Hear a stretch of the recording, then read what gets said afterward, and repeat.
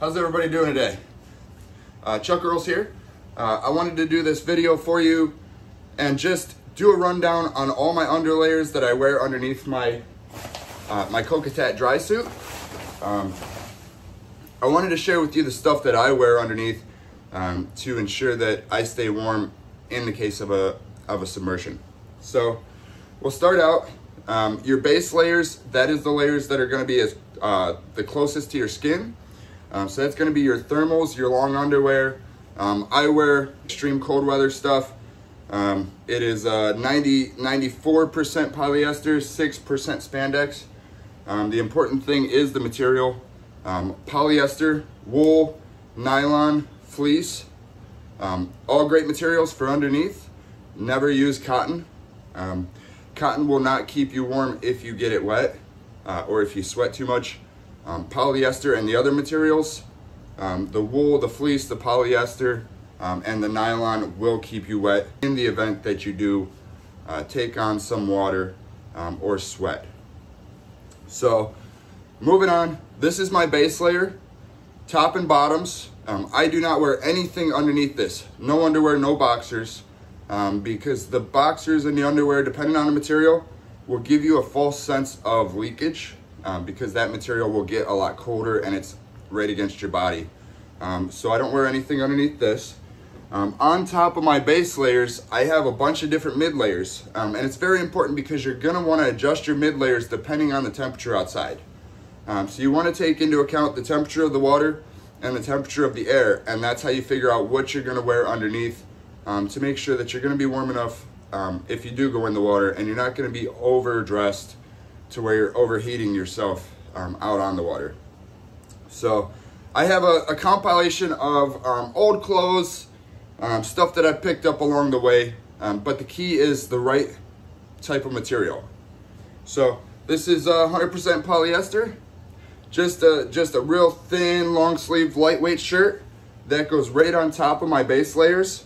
I really like that, and then from there I go on to a little bit thicker polyester that I'll throw over top of that. Those are two nice thin layers that actually have a lot of insulating properties. From there, I go on to, this is a 100% merino wool sweater.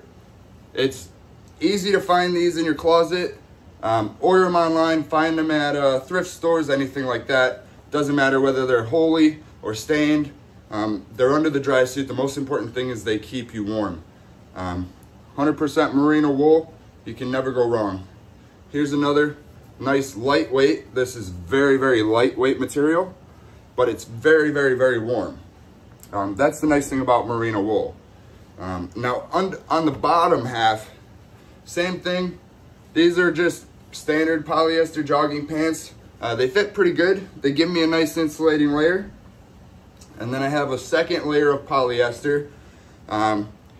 That's probably what I'm gonna wear out today. It's not too cold. The water temperature is still just above freezing, but I don't wanna be overheated. The sun's out. On cold days, I throw in additional layers, like some thicker polyester stuff. The bad thing about the thick stuff is it adds bulk and it restricts your movement. So that's why I really like the thinner layers underneath my Drysuit. Now, down to the feet. For the feet, I use, these are actually thin thermal liners. These help wick the moisture away from your feet. Now here's a tip. One thing you can do is use an antiperspirant on the bottom of your feet.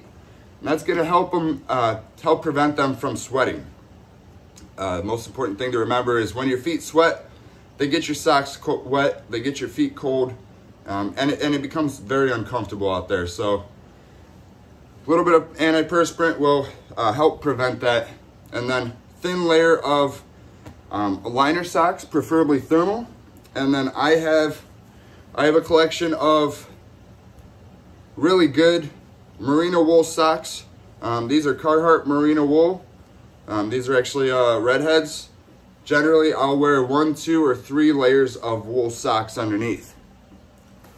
Now, as far as my hands, I have a couple of different options for my hands. my favorite is definitely the cast steelhead gloves. These are waterproof. They're real easy to get on and off. They have the strap, real comfortable. And they keep me really warm, really dry. Now, when I'm practicing cold water immersion and stuff like that, I do go over to my my thick neoprene gloves. These are glacier gloves. I will leave a link in the description for all this stuff or similar stuff like it, so you can kind of get an idea of the things to add to your collection. And then lastly, for my hands, it's just a standard pair of winter gloves. I stuff hand warmers in this for the days where you're out there fishing, you landed a fish, maybe your hands are out in the cold 20-degree weather for like 15 minutes, so they're really cold. You grab these gloves with the hand warmers, you stick your hands in, and within minutes your hands are back to a comfortable operating temperature. On top of that, I do have, now on my head, there's a couple of different options. I have a neoprene balaclava on order, but it has not arrived yet. So mainly what I wear, I always wear a hat like this, keep the sun out of my eyes, but then I'll wear a hat like this. It's nice and warm, nice and fuzzy, you can clip it on. And this is also made out of polyester as well. And then you can get yourself something like this. This is just a face shield for the cold, windy days.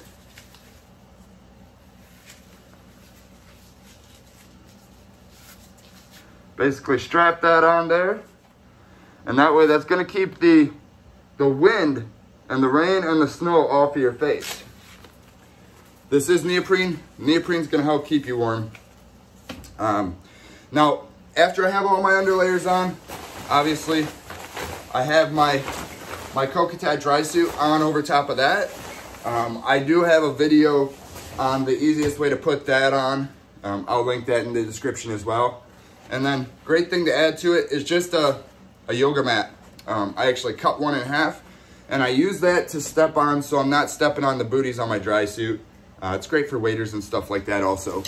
Now, on top of all that, sometimes the wind is pretty brutal, so I like to have a little bit of a buffering layer over top, and that's where my bone dry gear comes in.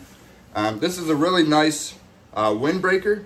So I will sometimes put this over top of my dry suit just as an extra layer so that I can adjust and make sure I'm not getting too hot, not getting too cold. But the most important thing, with or without this, everything that I wear underneath my dry suit, including my dry suit, is going to enable me to swim in water that's, at or below freezing, with the air temperature at or around the same.